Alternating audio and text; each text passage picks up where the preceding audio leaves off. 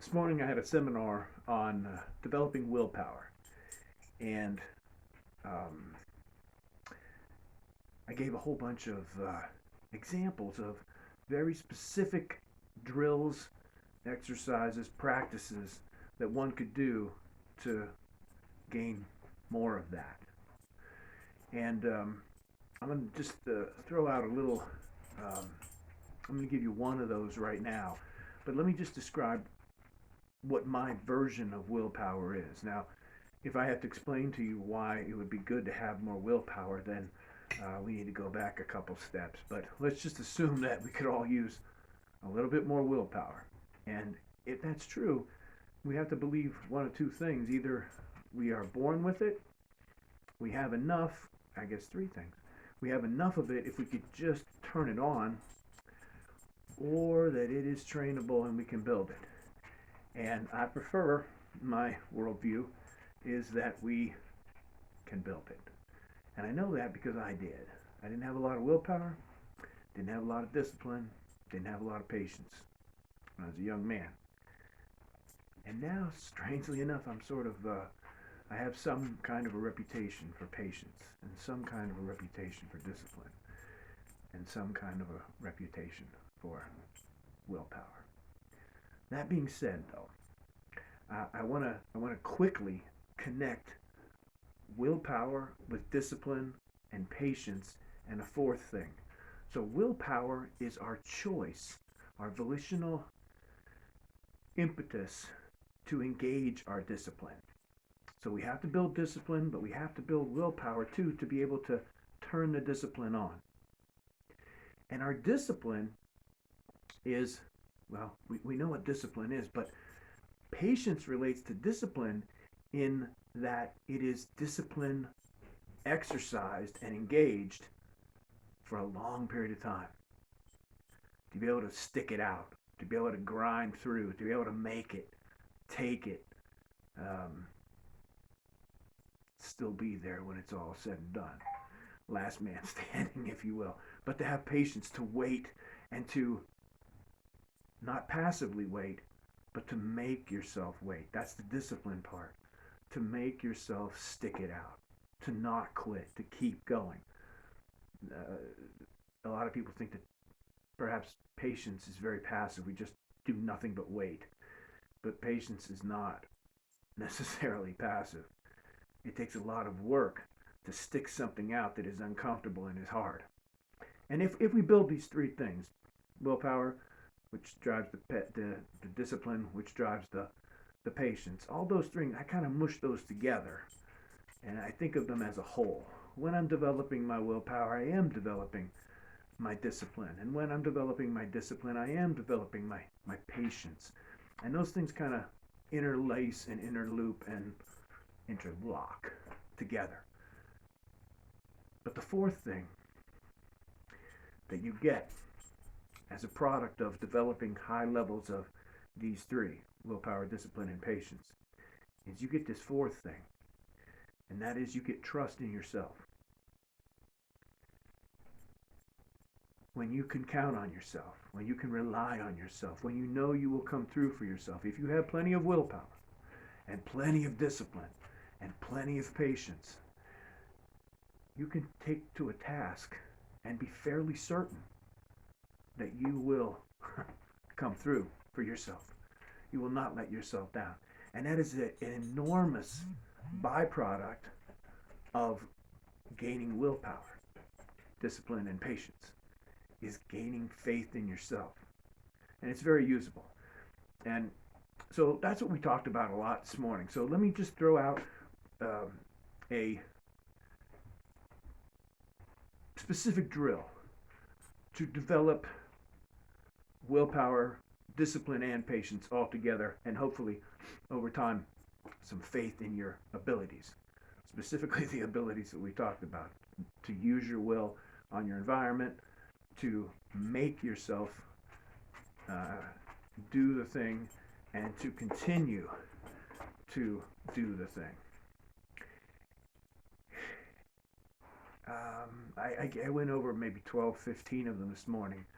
One that would be good, I suppose, is Here's a practice to develop your willpower, discipline, and patience. You can take a cold shower and stay in the shower.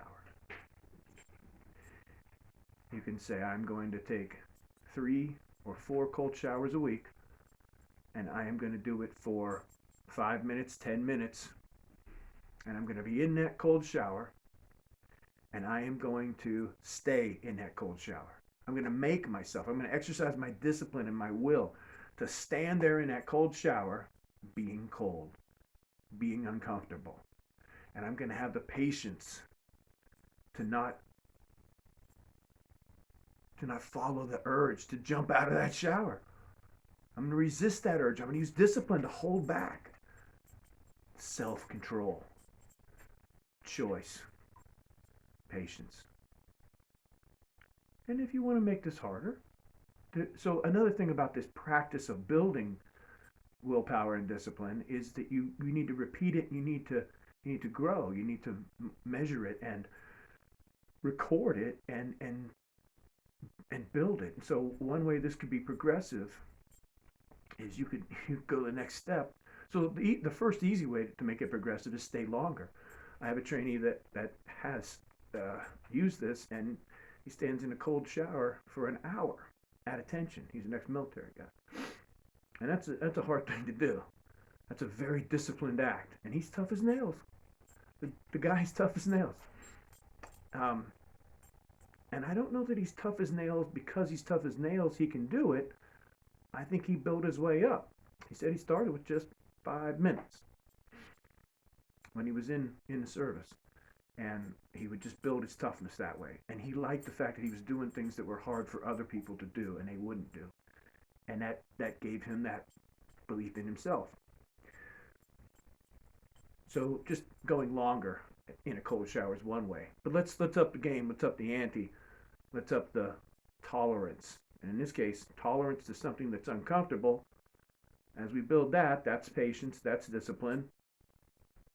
We can build pain tolerance. So pain tolerance comes from earlier tolerance to uncomfortable things.